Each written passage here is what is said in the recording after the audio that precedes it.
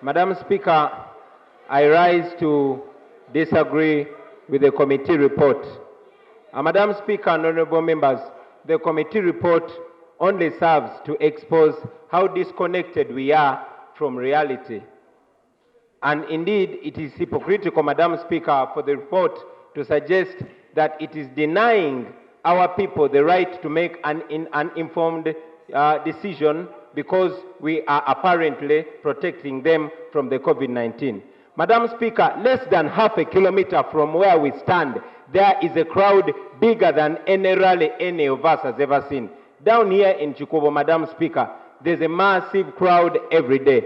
So it is not right, Madam Speaker, for us to claim that we are blocking our people from the information that they need to make a very important decision that they only get a chance to make every 5 years. Madam Speaker, in any case, because we all understand the challenges of the COVID-19, and yes, it was envisioned by our Constitution, Madam Speaker, Article 77, Section 4 of our Constitution provides that in a situation of a state of emergency, the Parliament shall extend by a certain percentage the mandate of the Parliament and the leadership of the country. There, Madam Speaker, it is you that would be guiding the country into the next step. Madam Speaker, everything that is happening in Uganda today is a characteristic of a state of emergency. And we all know, Madam Speaker, that because the sitting president is so drunk on power, for lack of any better word, he cannot allow a state of emergency. So, Madam Speaker, we must not be seen to be so hypocritical to try to gag our people and stop them from connecting from... we should all remember, friends, that a bad election we must all be reminded that here in Uganda, a bad election has cost our country more than 500,000 lives. So, Madam Speaker, anytime now the people of Uganda are going to run out of patience, and we shall have nobody to blame but this Parliament. I thank you. Attorney General. Madam Speaker, I thank you very much, Madam Speaker and honorable members. First of all, Madam Speaker, allow me to thank the two honorable members that presented reports, one who presented the majority report, and Honorable Segona, who presented the minority report. I would especially like to thank Honorable Segona for his spirited effort at trying to convince us that subsidiary legislation cannot override the Constitution. Nobody said that subsidiary legislation overrides the Constitution. Absolutely not. We are fully aware that it is the Constitution that is supreme. Honorable Segona.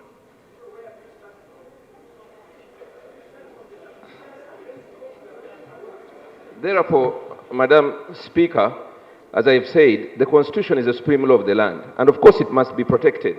It must also be defended. And it must be respected. This country, therefore, because the Constitution is the supreme law, this country is compelled to hold these elections: presidential, general parliamentary, and local government elections. And according to the Constitution, this must now be done within the first 30 days of the last 122 days before the expiration of the term of the government. Now, the issue here is, without the political parties conducting their internal elections to elect their flag bearers, the elections cannot be held. In our view, this would create a constitutional vacuum that is likely to create a crisis. Now, we also must address the public expectation. The public expects general elections by the 8th, as has been the case since 1996. This country has consistently held elections, Right Honourable Speaker. We also, Right Honourable Speaker, Right Honourable Speaker, the public expects rallies. Are we going to give them rallies? The public would expect us to open schools. Are we opening schools? The public would expect us to open churches. Are we opening churches? So if you say you are answering the public, have we answered what the public has asked us to do? We are regulating. Now, if we must regulate, we must look at life first. Unfortunately, there are people who think that some of us don't want elections. No, we are saying what type of elections? What about if you give this power to political parties? I know the minister has had a situation whereby political parties in the past, his party UPC, the former party, would choose candidates. I don't think you want that for our parties, the minister. Finally, Right Honourable Speaker, majority of the political parties and stakeholders who appeared were against these regulations. It was only NRM and UPC, the political party of Professor Kamuntu, that supported. And therefore, we really cannot say when the majority stakeholders were against that we sit as parliament and go against the majority stakeholders. Thank you so much, Right Honourable Speaker. I support the minority report. Yes. Members are mistaken. We are saying if we are going to make law for this country, this parliament must do things that within the law. The regulation must be within the law. It was very clear. That is number one. The issue number two, which members are not even understanding. They are giving you a blank check for somebody to write the amount of money the person would want to write in the regulations. Supposing the Central Executive Committee of your party decided that we are going to choose our candidate ourselves, if you are not a favorite member for the Central Executive Committee, you are the victim of this regulation we are talking about here. You are the victim. And I wonder how members would stand up and say, I support members are ready for election. We are not saying there should be no election. But we are saying, if we are making regulation, it must be within the law. And secondly, don't give a blank check for somebody to decide for your future. That is the position we are talking about, please. Honorable members, I really support the minority report, and I actually don't see a reason why a member should stand up and say, to vote, and we are also looking at the right to life. Which one is heavier in this circumstance of COVID-19? Madam Speaker, I want to say that indeed the right to life... There is somebody on the floor. There is somebody on the floor. The right to life takes precedence. And now, imagine, Madam Speaker, some of us started off as NRM members of parliament. Today we are independent. And by that time there was no COVID-19. But there was a lot of irregularities in the elections. How will it be? Just imagine tomorrow when it is SEC picking candidates, what is going to be the commotion in this house? I am foreseeing most of you members on that side being picked out of the next parliament. Therefore, it's incumbent upon us, Madam Speaker, to uphold what the Constitution tells us. Let us go into the elections as prescribed by the Constitution, as prescribed by the prevailing laws of the country. Yes, information. Honorable Okumu. Honorable Okumu, please. Honorable Okumu. Speaker, have you given... No. Okumu. Madam Speaker, I want to thank you for this opportunity. I do not have much to talk. We have had both the minority and the majority report. But one question I want to pose to you, Madam Speaker. How are we going to handle the issue of illegality? Because voting in this House will not do that. I have seen this House time and again being dragged to court, and certain things are turned down. I do not fear election for one. Even if they say now we go for election, I am ready. But it is not a matter of winning. It is not a matter of going for election just to win.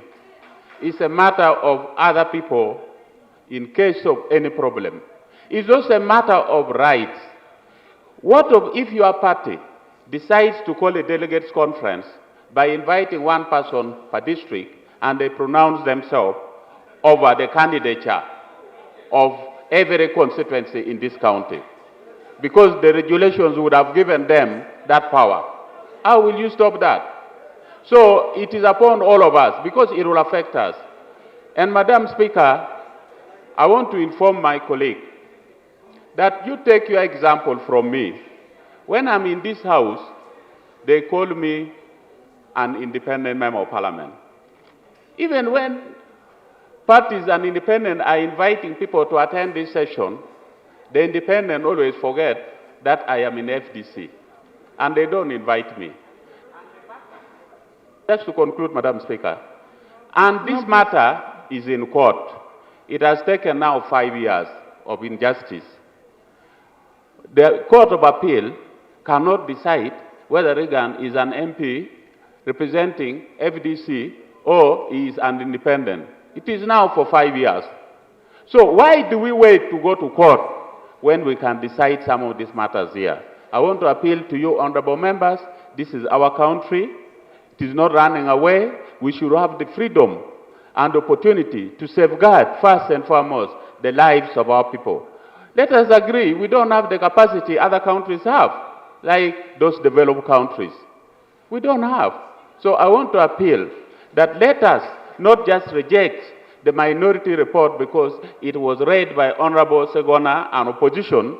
Let us look at the content of that report and argue with our minds, not with emotion. I thank you, Madam Speaker.